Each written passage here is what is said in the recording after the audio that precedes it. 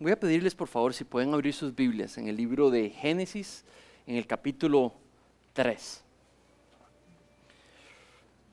Quiero unirme a la bienvenida que nos dio don Miguel. A todos, bienvenidos, gracias por estar aquí.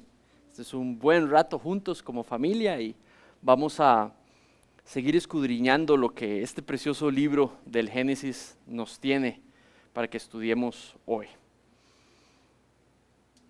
Génesis capítulo 3.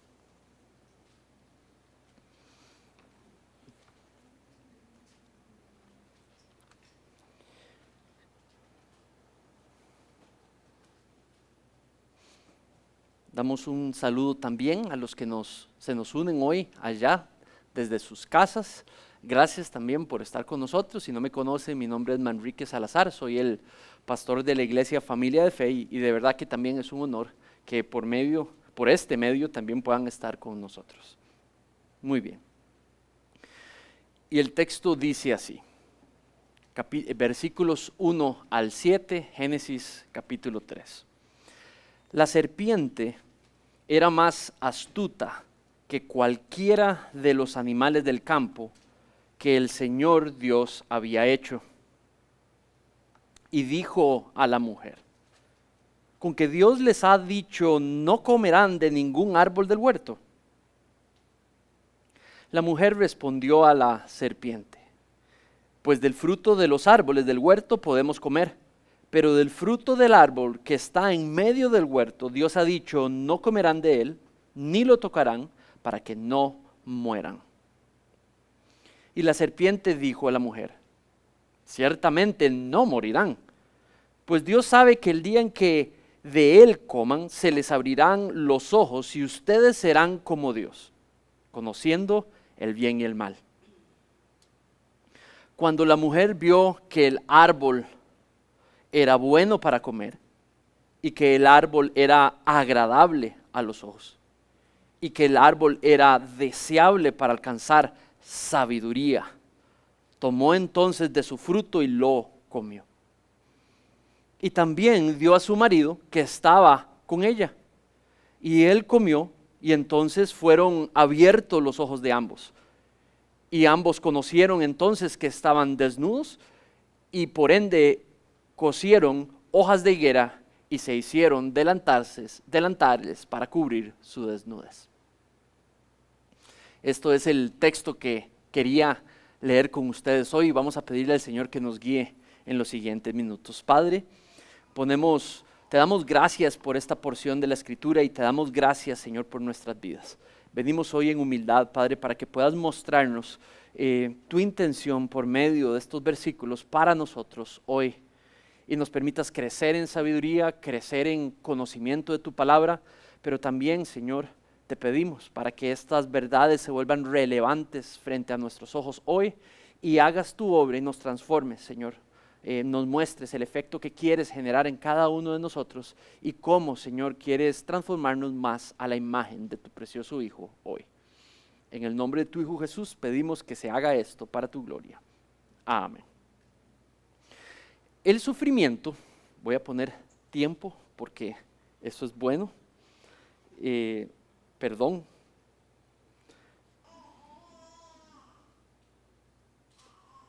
El sufrimiento que vemos hoy en el mundo, realmente lo que hace es que nos lleva a perder la esperanza.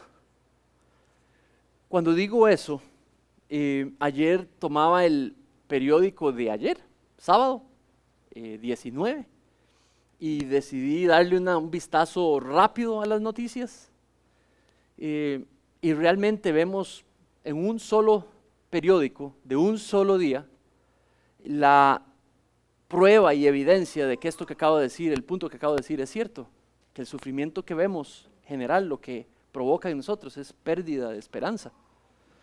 Y veía Ucrania en la portada y habla sobre una invasión eminente, ¿verdad? Si se da esa invasión sabemos que es la pérdida de vida, es caos, es inmigraciones en descontrol, es la afectación de otros pueblos, Es realmente padres, mujeres, abuelos, niños y niñas muriendo, tratando de sobrevivir en una situación realmente caótica.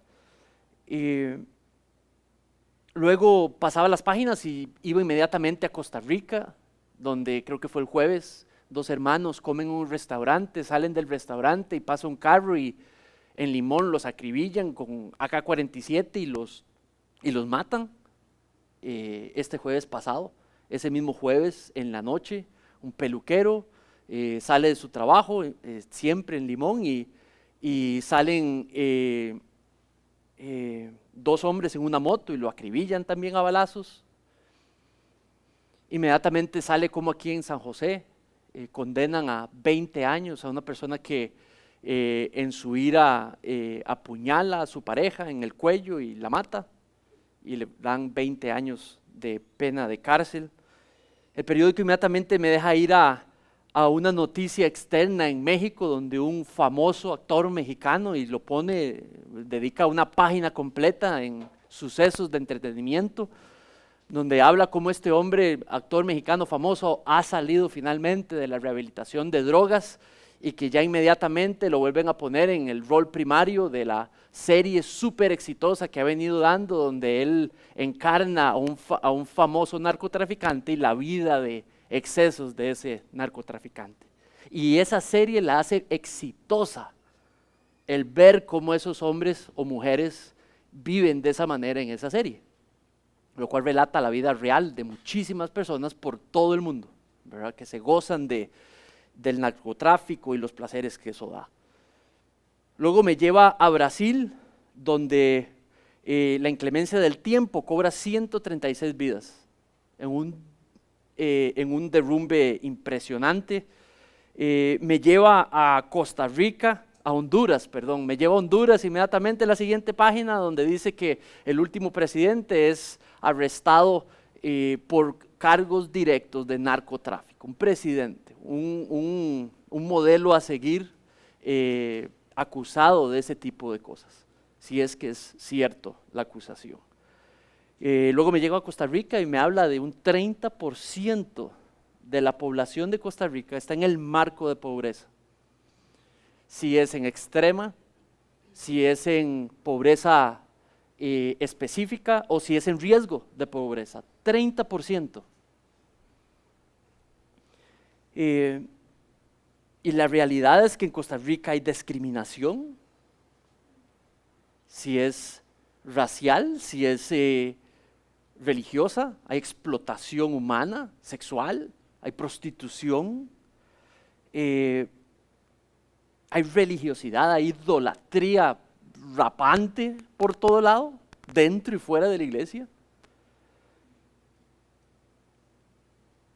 En algún momento nos catalogaron como los más felices, ¿verdad? Y yo me pregunto, ¿por qué una situación tan trágica alrededor en Costa Rica, por qué catalogarnos, por qué estar felices? ¿Verdad? No sé si es porque ya estamos insensibles o porque simplemente lo ignoramos, pero ese es el estado y la pregunta es, ¿qué pasó con la creación bendecida de Dios? Y esa es la pregunta importante a hacernos hoy.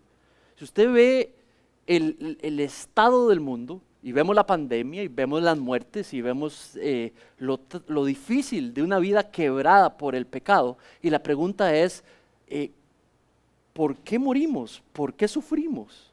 ¿Dónde comenzó todo? Y eso es necesario, hacerse esa pregunta.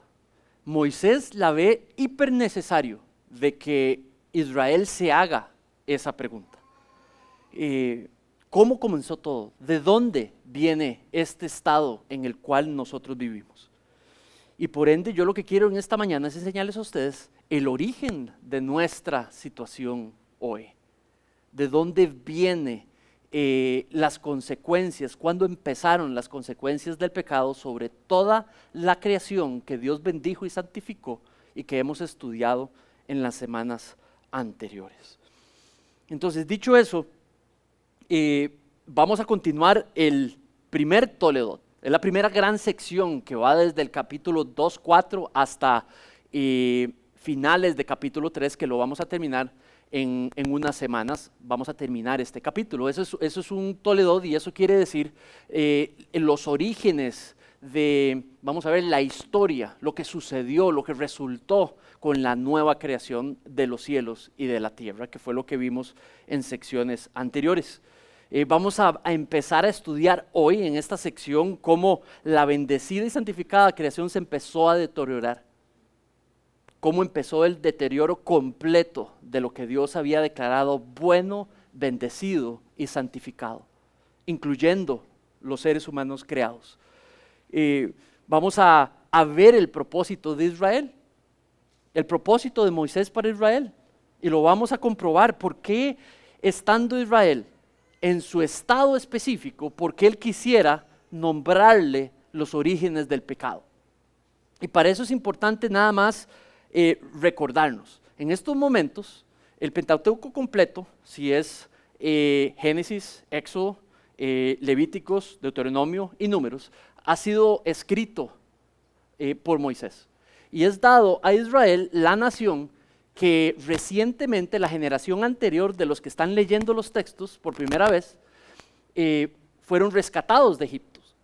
Entonces el pueblo, cuando recibe este texto y esta sección, está sufriendo enormemente.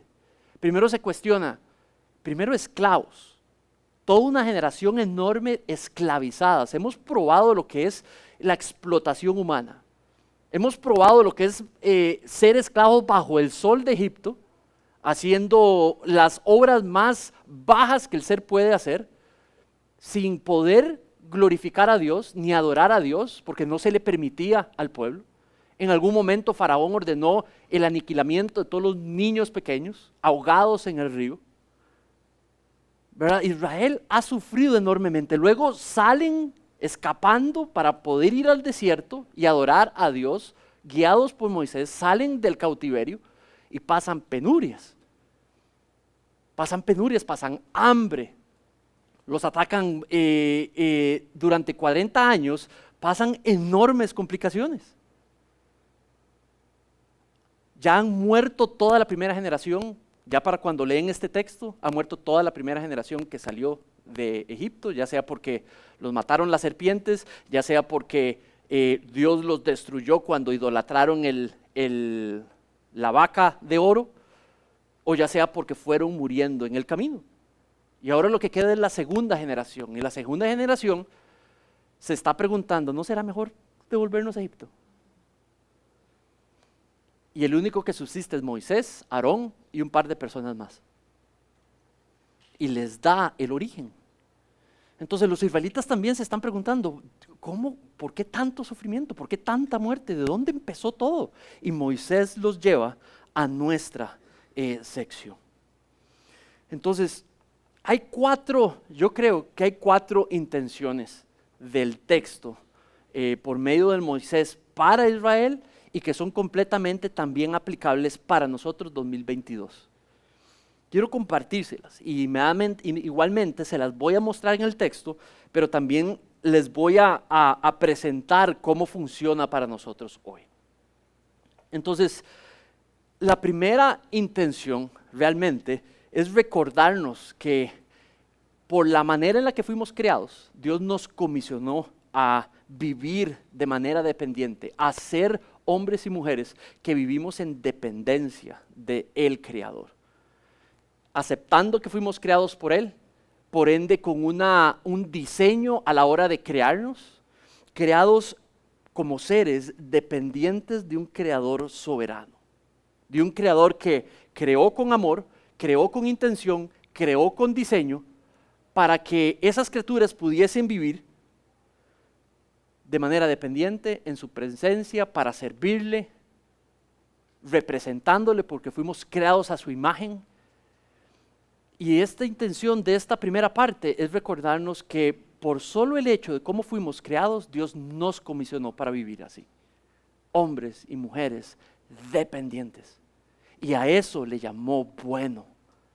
Y a eso fue lo que bendijo. Y eso fue lo que santificó. Y lo hemos estudiado en versículos anteriores. Vean el capítulo 2. Si van al capítulo 2, en el versículo 16, se los recuerdo, dice: el Señor Dios tomó al hombre y lo puso en el huerto de Edén para que lo cultivara y para que lo cuidara. Y el Señor Dios ordenó al hombre de todo árbol del huerto que podía comer, pero del árbol de conocimiento del bien y del mal no podrás comer. El día que de él comas, ciertamente morirás. Entonces lo que vemos allí es, en resumen, lo que hemos visto hasta aquí. Es una creación bendecida, donde está provisto allí todo lo que Adán necesitaba, siendo esa creación creada a la imagen de Dios para representarle, para vivir en su presencia, para gozarse de lo que Él proveyó, lo cual es todo lo necesario que necesitaban para subsistir, dándole una instrucción específica para que pueda vivir bajo el liderazgo de Dios. El mandato es la representación de que Dios quería liderar la creación, desea liderar lo que Él creó, para que vivan en dependencia, siendo provistos de todo lo que necesitan para subsistir. Y el mandato era la intención de Dios de dirigir a aquellos que con amor creó. Entonces, siendo comisionado Adán para vivir para su gloria, la humanidad completa, descendiente de Adán, también fue creada para vivir para su gloria, representándole y en dependencia. Tú y yo, viviendo de esa manera, hemos sido comisionados por ser creados a la imagen de Dios para vivir de esta manera. Entonces, ¿qué hace esto? Y significa que deberíamos de deleitarnos en vivir dependientes de Dios, en ser dependientes. Ahora nos educa la sociedad nuestra a que más bien es bueno ser lo contrario, que la mujer sea independiente, que el hombre sea independiente, que nosotros podamos vivir de acuerdo a lo que nosotros queremos y deseamos.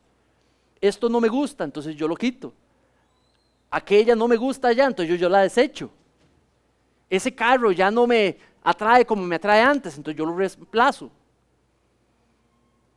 Y viene toda una visión de vida centrada, educados en las escuelas desde niños, en las familias por lo general, para vivir ¿cómo? Para nuestros placeres, para nuestros deleites, para lo que a mí me gusta. Y eso uno lo ve latente, lo veo en mí, que es el marco de educación en el que he nacido, lo veo en ustedes, porque nos conocemos y vemos cómo nos batallamos con nuestra voluntad y la voluntad de Dios. Entran los sentidos a dominarnos en lo que decidimos. Si me gusta lo que oigo, si me encanta lo que veo, si hago lo que más me trae placer. Y el yo es el que manda allí. Y realmente esa es nuestra naturaleza, pero la pregunta es, ¿por qué Dios nos quisiera recordar en esta mañana de que no fuimos creados así? Y la respuesta es, pero entonces, ¿dónde todo cambió? ¿Cómo fue que todo cambió? Pasamos de vivir para depender de Dios a vivir para depender de lo que nuestra propia voluntad nos dicte. Y el texto es el origen de ese cambio crucial. Las próximas semanas, cuando veamos el resto de la sección, vamos a ver realmente por qué luchamos en esta creación. ¿Por qué luchamos con nosotros mismos? ¿Por qué luchamos entre nosotros? ¿Por qué hay matrimonios con enorme tensión? ¿Por qué hay matrimonios despedazados? ¿Por qué hay hijos en completa, por llamarlo así, ofendidos contra sus padres? ¿O padres ofendidos con sus propios hijos? Porque vemos pobreza, porque la creación a partir de hasta cierto punto dejó de vivir en dependencia de Dios. Entonces, esta primera idea de lo que hemos visto hasta acá se vuelve relevante cuando nos preguntamos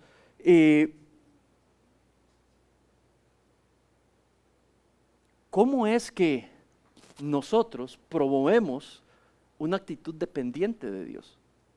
¿Usted se ha preguntado eso? ¿Cómo cómo yo puedo promover una actitud constante de dependencia con Dios? Y eso es una pregunta increíblemente válida. Y creo que es posiblemente lo más importante hoy por repasarnos en cuanto a los 2 primeros capítulos. ¿Cómo es que tú y yo promovemos la dependencia de Dios? Y lo primero que quisiera recalcar es que es imposible sin Cristo. Sin Cristo es imposible volverme dependiente de Dios. Porque sin Cristo lo que hacemos es trabajar esta naturaleza en nuestras propias capacidades, en nuestra propia capacidad. Sin Cristo es imposible. ¿Y qué significa con Cristo? Venir a entender lo que Dios envió a Cristo a hacer en tu lugar y en mi lugar. Lo que vino a hacer para traernos a cada uno de nosotros. Y eso es la salvación. Cuando murió en la cruz, dice la Biblia que murió por el perdón de nuestros pecados. Y que la aplicación de los beneficios de esa muerte se hacen cuando ponemos nuestra fe en que murió en verdad en nuestro lugar, por el perdón de nuestros pecados. Y cuando creemos eso, entonces el Padre rompe por su presencia en nuestras vidas, por medio de su Espíritu, rompe el poder del pecado sobre nuestros corazones. Entonces rompe el deseo natural de independencia y coloca el deseo natural por medio del Espíritu en nosotros de querer empezar a depender más y más de Dios. Aceptar su liderazgo para con nuestras vidas y empezar a vivir para su gloria. Y sin Cristo dice la Biblia que eso es imposible. Entonces, cuando tenemos esto, lo primero que debemos preguntarles es si tú has creído en Cristo para salvación.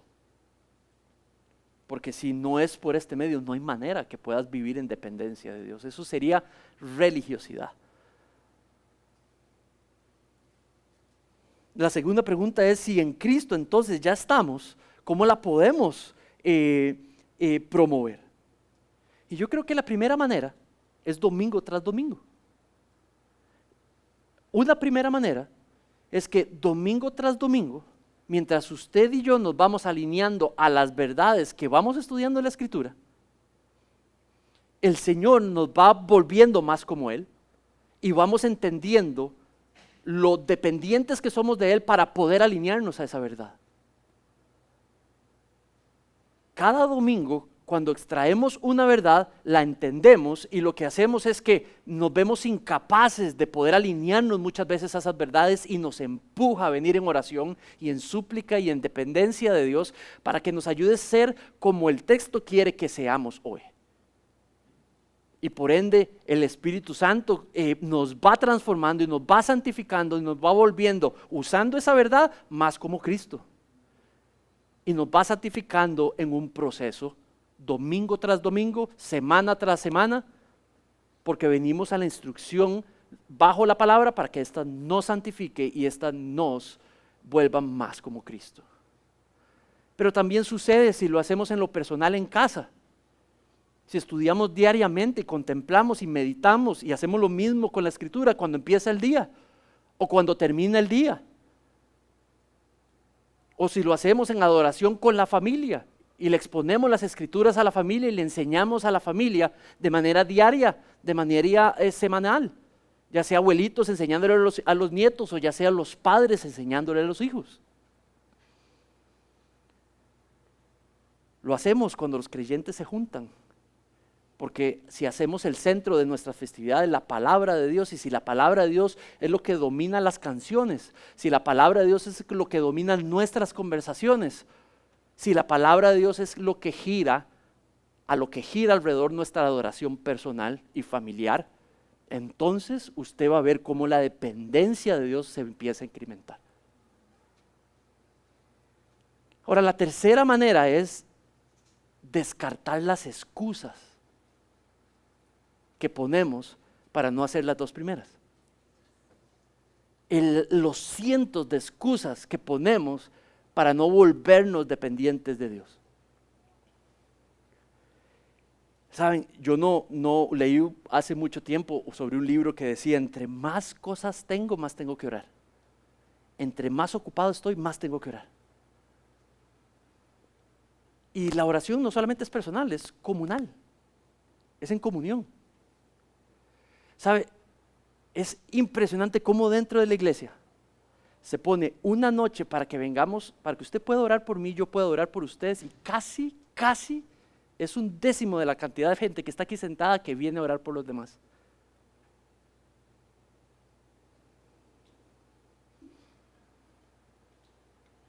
Ustedes pregúntense, ¿qué tan a menudo ustedes vienen a la noche de oración los martes? Pocos. Al llamado de oren por mí y yo puedo orar por ustedes. Eso es una declaración de dependencia. A ustedes, o muchos de ustedes de los que están aquí, tienen el tiempo para llegar un martes en la noche. Es una cuestión de priorizar nada más. Jueves en la noche, cuando estudiamos la palabra de Dios, tienen la oportunidad de venir a crecer en la palabra de Dios. Los domingos aquí tenemos la oportunidad de crecer en la palabra de Dios y volvernos dependientes. Grupos de mujeres. Oración de los hombres en la mañana a las 6 de la mañana. Pero lo que necesitas es dejar las excusas. Lo que necesitas es dejar las excusas. Y priorizar en lo que Dios quiere para nosotros hoy. Que nos volvamos dependientes. Dependientes en comunidad. No aislados, no independientes. Dependientes en comunidad. Saben, por supuesto que tú me puedes mandar la oración que necesites, que tengamos que orar por ti. Claro que sí, gloria a Dios. Pero ven y ora por mí en presencia. Ven y déjame orar por ti presencialmente. Y nos declararemos dependientes juntos como comunidad. Pero mis hermanos, necesitamos realmente descartar las excusas. Empezar a liberarnos de excusas. El Señor también nos advierte, 2 advertencias nos da con el texto. La primera advertencia que da es impresionante, nos da con los primeros 3 versículos. Somos advertidos sobre nuestra naturaleza de rechazar el liderazgo de Dios sobre nosotros, las criaturas de Dios. Dice el primer versículo, la serpiente era más astuta. Muchos se preguntan de dónde viene esta serpiente, quién es esta serpiente, cómo nació esta serpiente. Sabemos de que es una criatura de Dios y el énfasis de Moisés no es decirnos mucho sobre el origen de esta serpiente, excepto que era astuta. Y es la única característica que nos da allí. La serpiente era más astuta que cualquiera de los animales del campo que el Señor había creado. Quiere decir que Dios la creó. Es una criatura más. Ahora, la palabra serpiente es una idea que llama mucho la atención. Desde el punto de vista natural del ser, le llama la atención mucho al ser humano. ¿Verdad? Y sabemos el dolor que puede infringir, especialmente las venenosas. Sabemos que puede traer muerte en segundos. La vemos que es silenciosa. Normalmente nos da miedo porque está escondido en un lugar y no nos damos cuenta cuando pasamos o caminamos y podría infringirnos la muerte o el dolor. Entonces es un animal que de una u otra forma llama mucho la atención al ser humano. Pero también desde un punto de vista cultural y en el tiempo antiguo, muchísimas culturas la veneraban y la usaban por adoración. Fertilidad, algunos la adoraban como un dios de la fertilidad, otros como un dios de la sanación y de la salud, otros como un dios de del caos y del mal. Entonces, había muchísimo contexto de temer o tener una sensación hacia la idea de la serpiente. Pero para Israel, era realmente, culturalmente o históricamente, era como un enemigo de Israel. Recientemente, en esos 40 años, habían muerto cientos de israelitas a manos de las serpientes. En el desierto había una plaga que los atacaba constantemente durante años. Los israelitas fueron muriendo poco a poco. Y eso lo vemos en Números 21, donde puedes ver el terror que había generado. ¿Verdad? Era una plaga que realmente cientos, miles de personas habían muerto. Entonces, el que Moisés llega y use la serpiente totalmente tiene un propósito para Israel. Pero también el texto deja muy claro que lo que le interesa es una serpiente astuta y que habla. Eso no es normal. Los israelitas hubieran dicho como una serpiente que habla. Para los israelitas las serpientes no hablan. Para los costarricenses tampoco. Entonces en el texto, posiblemente, lo que Moisés quería que los israelitas entendieran es que había algo sobrenatural por el cual esta serpiente sí podía hablar. ¿Tiene sentido? Al punto que podría estar siendo controlada por alguien para poder hablar. Ahora, el Nuevo Testamento sí nos deja ver la interpretación de nuestro Señor Jesucristo y la interpretación de Juan, de que esta serpiente está conectada completamente con Satanás y con el diablo.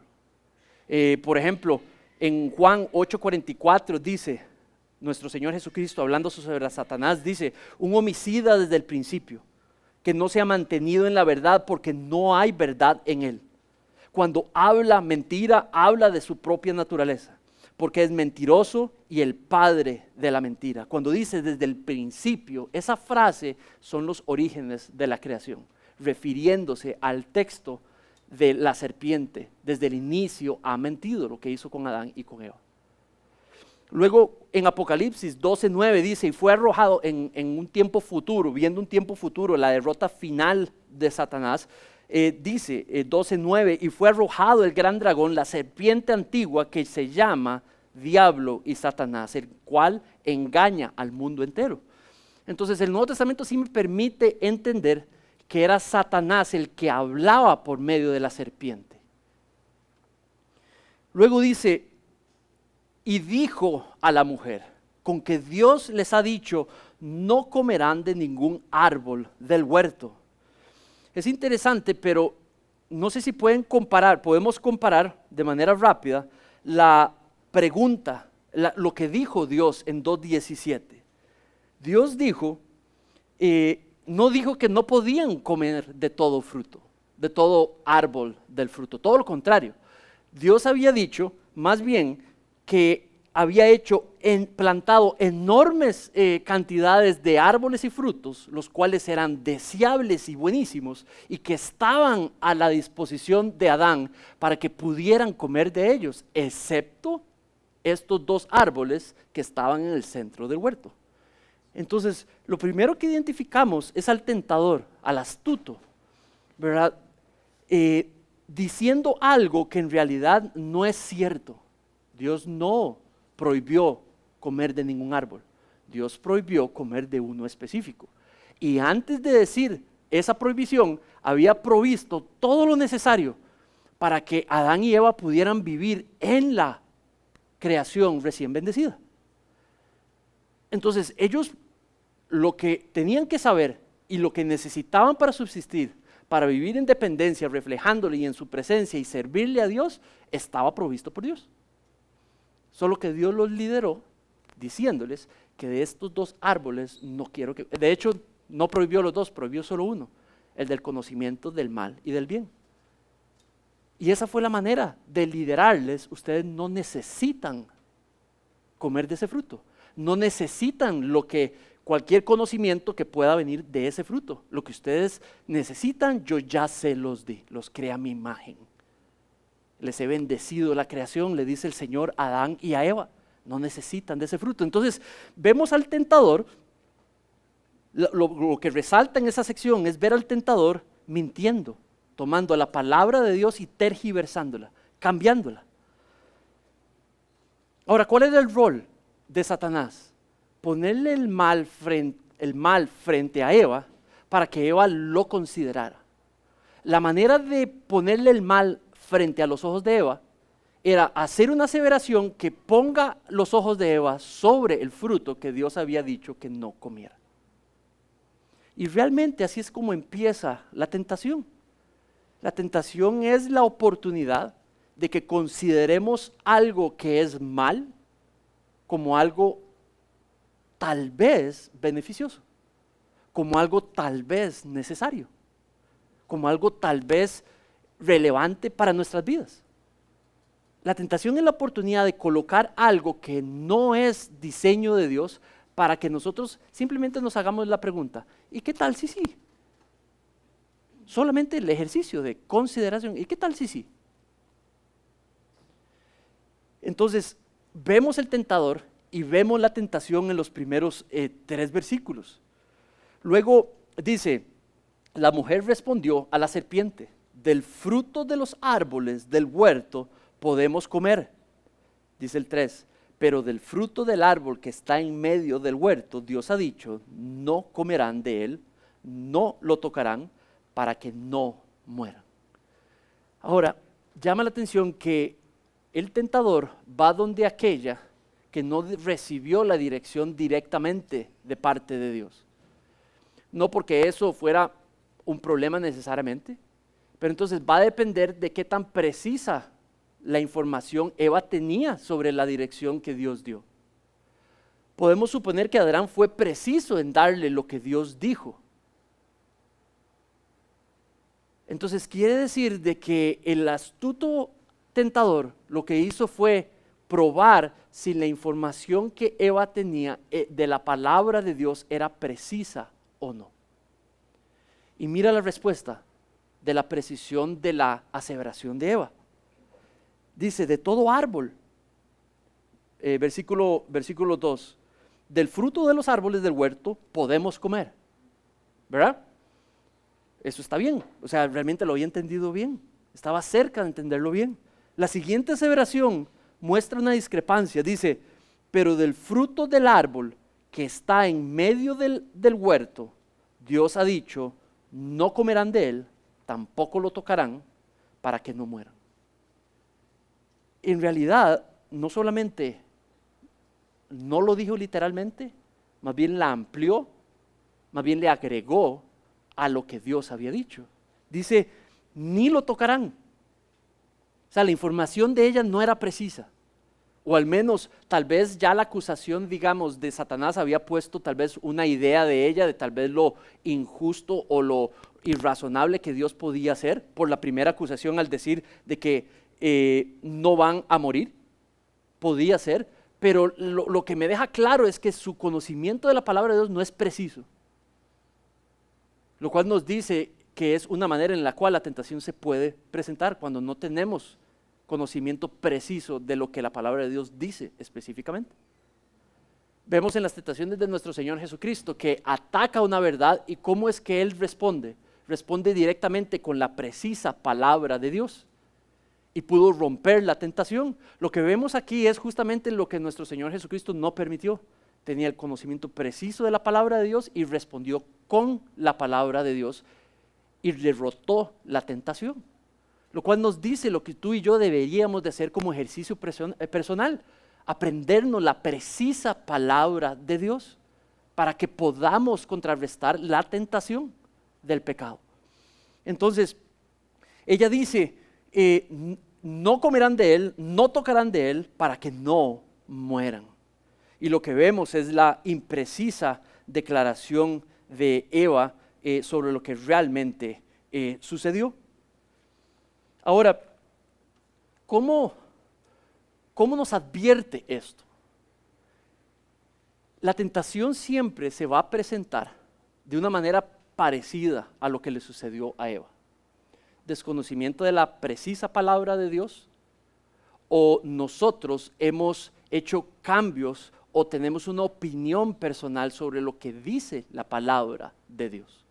Y cuando el enemigo descubre en nosotros lo que descubrió en Eva, de que ella no dominaba con precisión lo que Dios dijo, entonces el enemigo también puede encontrar en nosotros que no dominamos lo que el texto dice, lo que la palabra de Dios revela, y nos utiliza esa discrepancia para ponernos en tentación.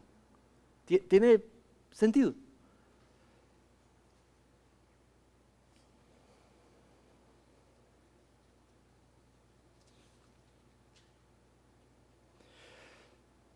Dice el versículo 4, y la serpiente dijo a la mujer, ciertamente no morirán, pues Dios sabe que el día que de él coman, se les abrirán los ojos y ustedes serán como Dios, conociendo el bien y el mal. El tentador no solamente aprovecha la falta de precisión de conocer la palabra de Dios de Eva. Pero ahora el tentador, usando esa falta de precisión, acusa a Dios. Satanás clama conocer la intención de Dios, clama conocer la mente de Dios. Y lo que hace es, primero, acusar a Dios de mentir. Dice, ciertamente no morirán. Cuando Dios dijo, si comen del fruto del árbol, morirán. Número 1, eso no es cierto. Parte de la obra de la tentación. Número 2, dice, pues él sabe que el día que de él coman se les abrirán los ojos. O sea, está cuestionando la integridad de Dios. Está clamando decir, él sabe la intención de Dios. Dios no quiere esto para ustedes porque Dios sabe que van a obtener un conocimiento específico que los va a elevar en su manera de existir. Van a poder ser como Dios, tener conocimiento que Dios tiene. O sea, de alguna manera está diciendo, Dios no, este es un beneficio que usted podría tener, Eva, pero Dios no lo quiere, porque Él sabe que si usted lo tiene, usted se va a acercar a una posición muy cercana a Él. Le está diciendo, esto es algo bueno para usted, pero que Dios no lo quiere, porque no sería en beneficio de Dios, sería solamente en beneficio suyo.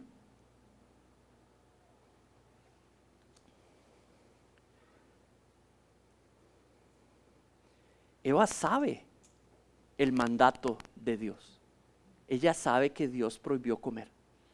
Ella sabe que Dios los ha liderado por medio de mandatos. Ella sabe que ya fue provisto todo lo bueno que Dios proveyó y que era necesario para ellos.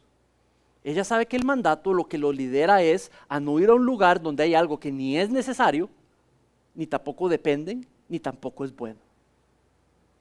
Pero es la conversación con la tentación la que hace considerar a Eva que tal vez sí hay algo bueno en todo esto que Dios prohibió.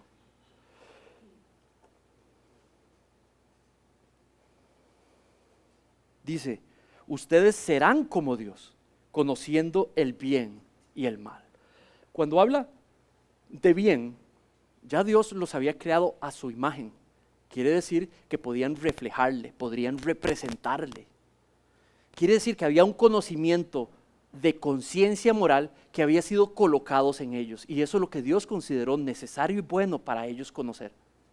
Pero había algo que Dios no cree necesario ni bueno que ellos conocieran. Y por ende lo prohibió. Lo mejor de Dios lo dio por medio de un mandato, para que no accesaran algo que más bien era en detrimento. ¿Saben? Lo que el diablo le dice por medio de la serpiente a Eva es, esto malo en realidad sí puede ser bueno. Y lo que hace es que tergiversa la verdad y le dice, porque te podría poner en un estatus de conocimiento tal y como Dios. Mis hermanos, ¿de dónde viene la sabiduría? ¿Y cuál es la sabiduría que realmente bendice? La sociedad nos idolatra el conocimiento. Entre más usted sabe, usted es mejor. La sociedad, hace poco escuché de un padre de familia, una madre de familia decir literalmente que ella quiere que sus hijos experimenten con su cuerpo, con sus cosas, con sus pertenencias, para que el hijo conozca lo que es bueno y lo que es malo. Lo que ella estaba queriendo decir es que explorar lo malo puede tornarse en algo bueno. Ella no ignoraba que explorar lo malo puede tornarse algo malo, claro que sí. Incluso lo que ella le estaba enseñando a su hija, porque esa es su hija, ella misma contaba que ella igual fue lo que pasó. Ella decidió contra el consejo de su madre, explorar las cosas buenas y malas, y de allí ella aprendió lo que es bueno, lo verdaderamente bueno. ¿Tiene sentido lo que estoy hablando? Entonces, es muy parecido a lo que está sucediendo ahí, ¿verdad? Primero, Eva va a concluir que probar lo malo puede traer algo bueno. Dios lo que dice es que no hay nada bueno de probar lo malo, que Dios ya nos dio lo bueno, que no es necesario ir donde está lo malo y probar lo malo. Probar lo malo lo que hace es que destruye lo que conocemos de lo bueno y se pasea en todo. Y se pasea en todo. Entonces no es cierto, basado en este versículo, que probar lo malo es necesario, que probar todo tipo de conocimiento es bueno, porque de alguna manera me ayuda a apreciar mejor lo bueno. Eso es una mentira.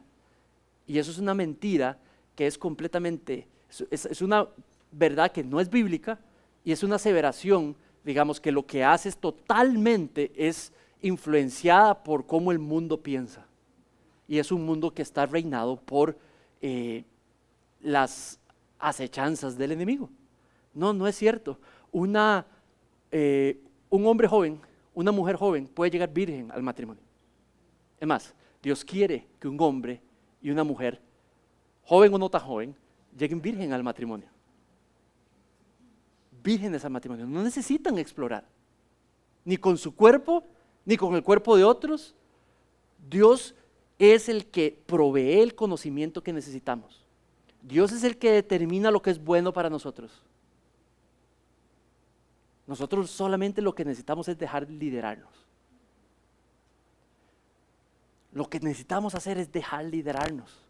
El conocimiento de lo que es necesario ya no lo ha provisto por medio de nuestra creación a su imagen, por medio de su palabra, por medio de los hermanos que nos podemos enseñar lo que la palabra de Dios dice. Y podemos llegar como Dios quiere que llegamos a las distintas etapas que Él nos abre para nuestras vidas. Pues Eva no dudó, no creyó eso. Empezó a escuchar la tentación.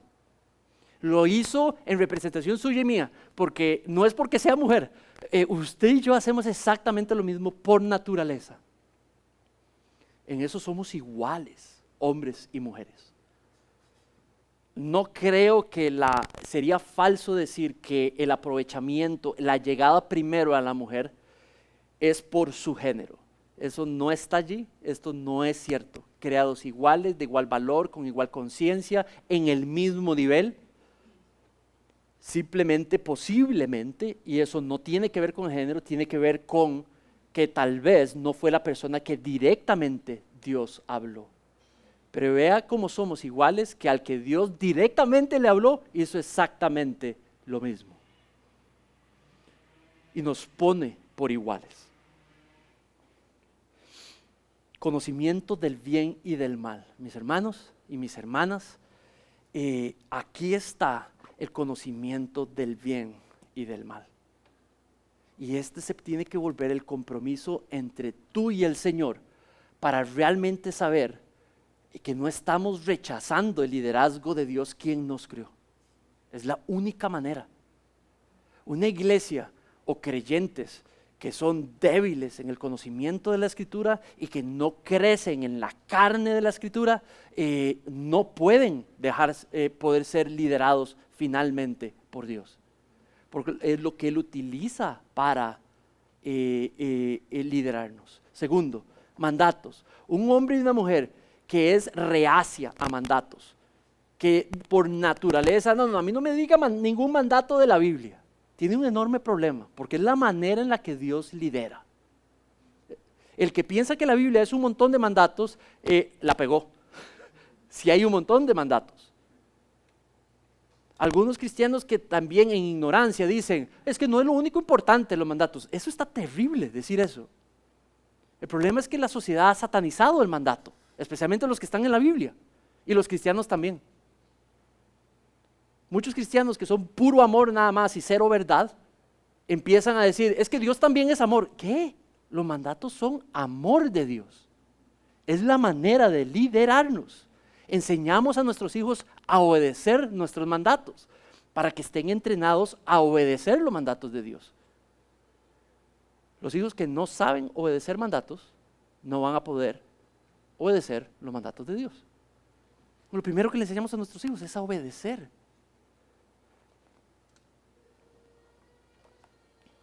La tercera advertencia, somos advertidos de que sobre nuestra naturaleza a declararnos independientes de Dios.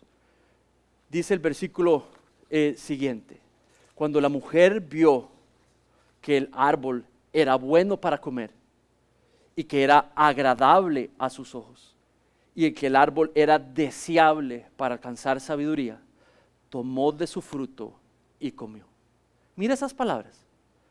Dice, cuando vio que el árbol era bueno para comer. Eso no es tan difícil juzgarla porque todos los árboles dicen que fueron creados de manera atractiva y eran buenos para comer. Entonces el que era atracción, digamos, en el árbol no es de todos los árboles, los creó así Dios. Dice que era agradable a los ojos. Sí, así lo creó Dios. Todos los árboles fueron creados, dice el versículo en el capítulo 2, que fueron bellos a los ojos, porque era una bendición, una creación bendecida. Ahora vean el problema. Y que el árbol era deseable para alcanzar la sabiduría. Ahí es donde nos damos cuenta el problema en Eva. La sabiduría que Dios quiere que venga de Él. El hecho que fuera tentada a conocer tanto como Dios me dice dónde está el corazón de Eva y me dice dónde podría estar tu corazón, el mío. En la Biblia, alcanzar la sabiduría de Dios es algo bastante malo. En Proverbios, en Job, se presenta que una persona que quiere alcanzar el conocimiento tal que tiene Dios, realmente habla del orgullo y del ego de la persona. Nadie puede alcanzar el conocimiento de Dios. Y la persona que profesa querer hacer eso, más bien hay algo completamente malo. No quiere ser dependiente de Dios, quiere ser independiente. Entonces, cuando dice para alcanzar la sabiduría, Dios ha determinado dónde está la sabiduría, mis hermanos y mis hermanas.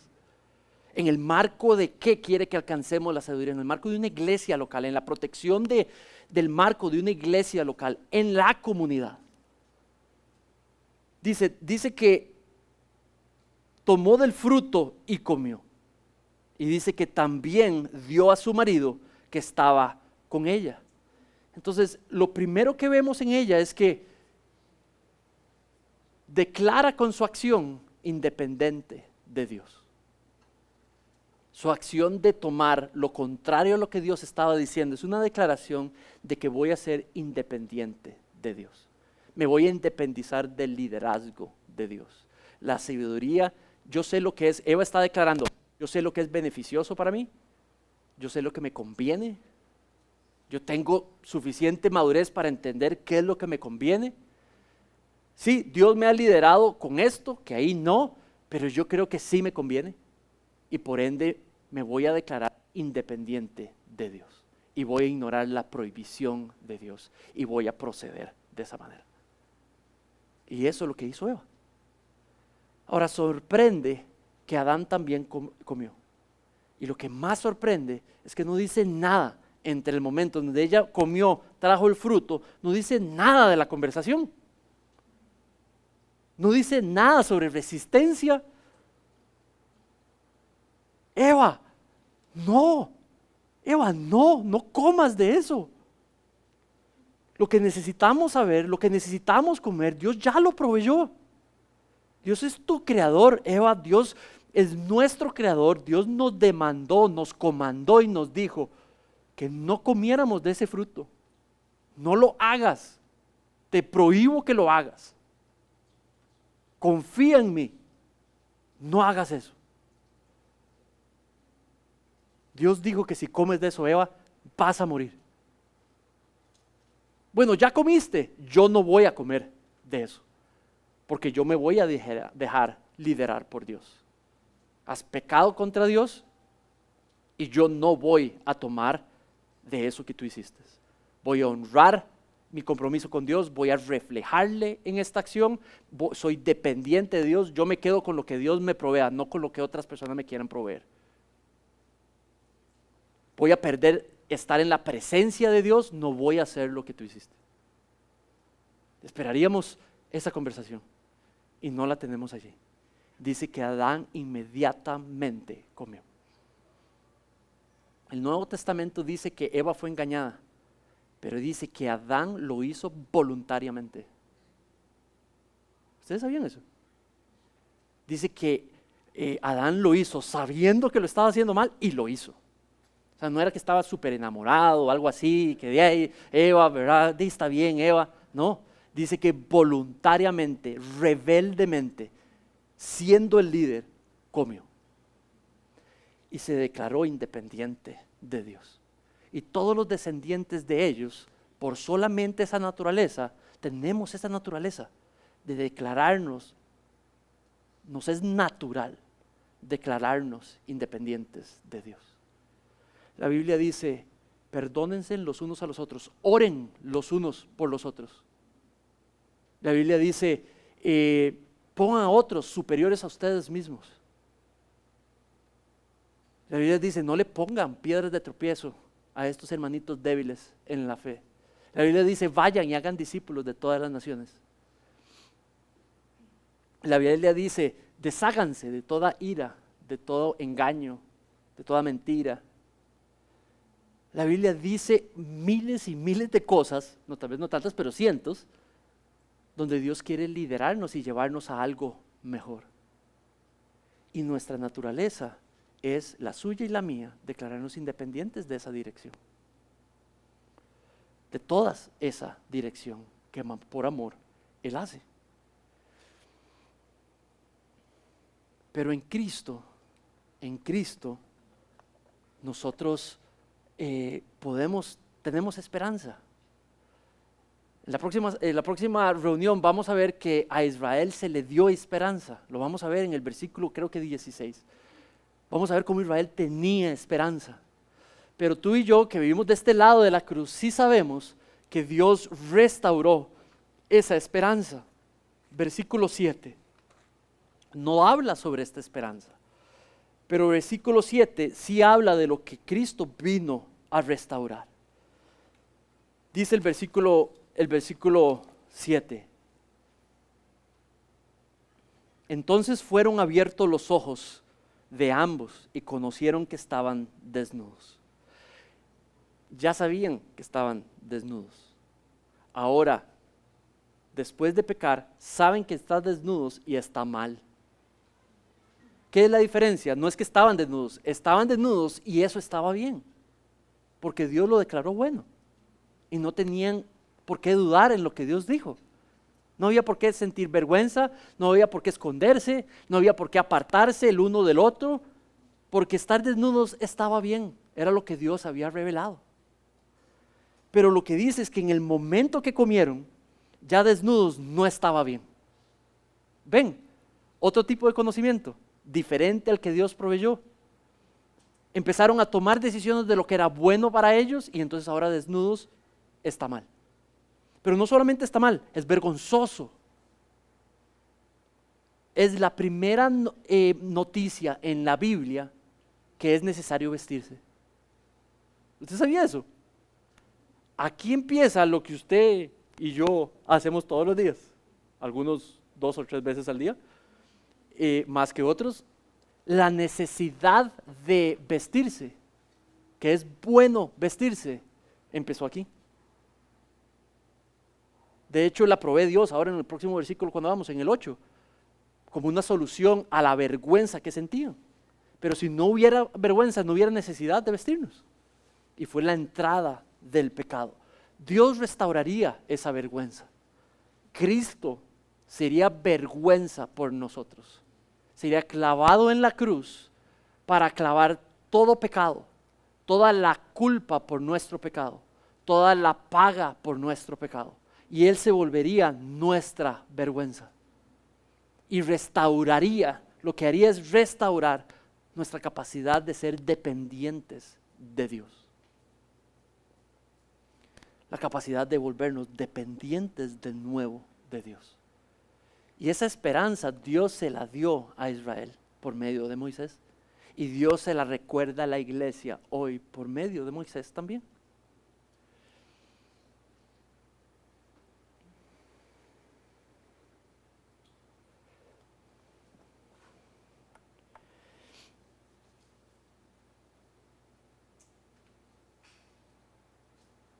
Creados para ser dependientes de Dios. Es el punto principal de Moisés.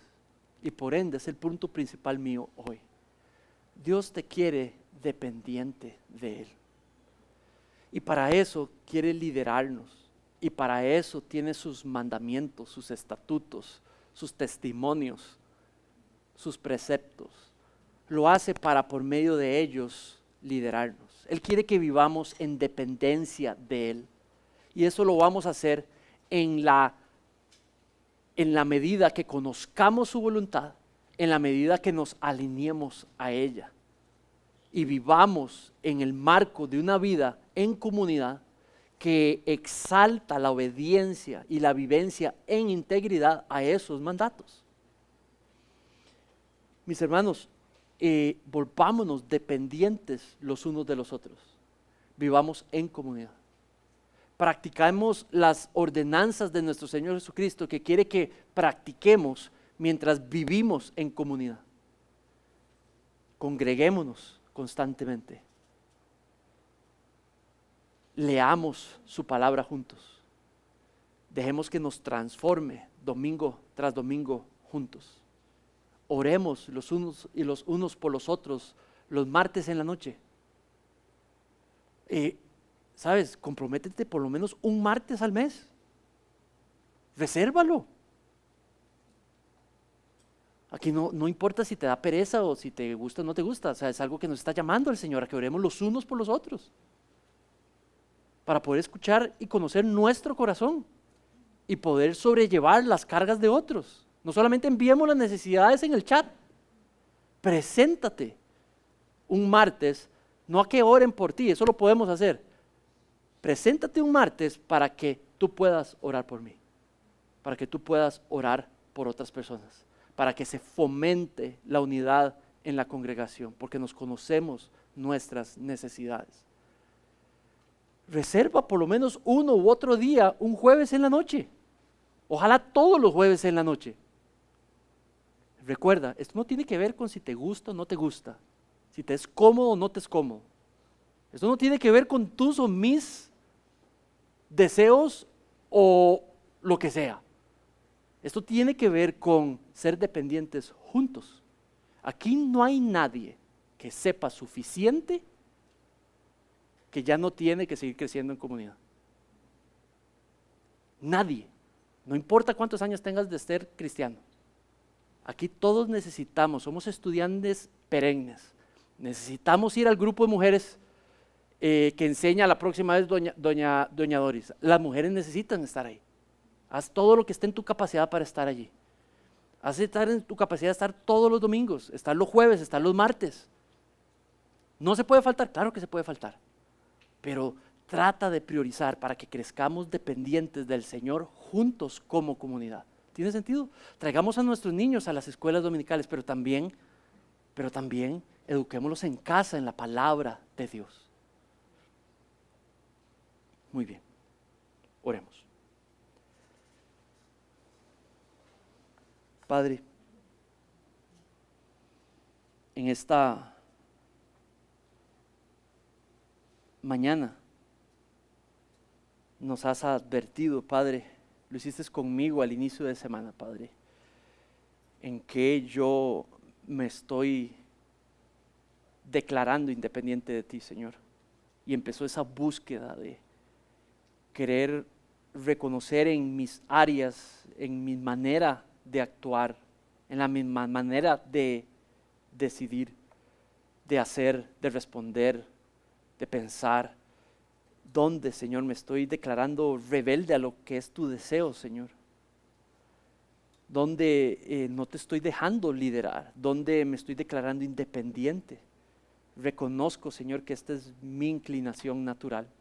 Te pido, Señor, que convenzas a todos aquí que es su inclinación natural también.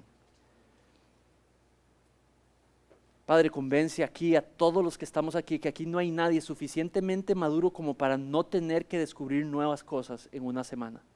Que esta es la lucha de todos los que estamos aquí y que debemos poder identificar lo que no nos gusta, pero es algo que tú pides. Lo que no deseamos, pero es algo que tú ordenas.